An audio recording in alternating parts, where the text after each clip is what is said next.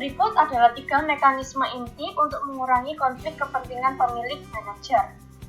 Yang pertama, hukum perusahaan. Hukum di hampir setiap negara mengizinkan individu untuk mendirikan perusahaan swasta dan menetapkan aturan dasar untuk tata kelola perusahaan. Hukum mempersatukan sebagai badan hukum dengan aset dan kewajiban mereka sendiri.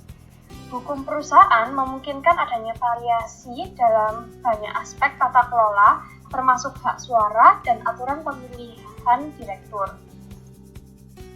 Yang kedua, dewan. Hukum perusahaan umumnya menetapkan otoritas akhir atas perusahaan di dalam dewan direksi.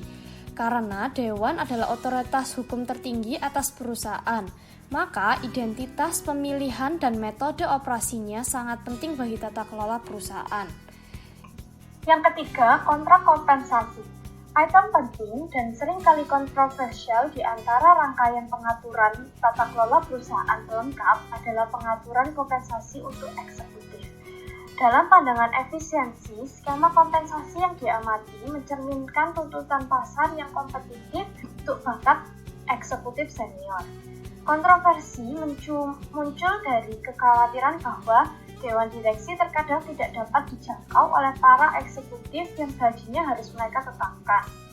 Kontrak kompensasi akan mencapai efisiensi ketika mampu meminimalkan biaya agensi antara pengusaha dan manajer sehingga konflik antara pemilik dan manajer dapat diselesaikan dengan cara adanya kesepakatan dalam pengaturan compensation for executive.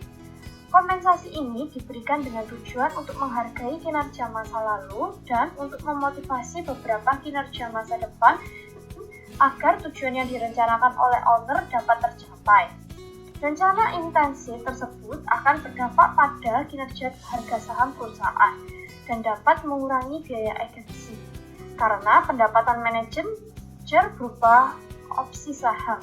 Sehingga hal ini dapat memberikan keuntungan pihak, yaitu para pemegang saham dapat peroleh kekayaan lebih dan manajer dapat termotivasi karena merasa dirinya terlibat dalam kepemilikan perusahaan.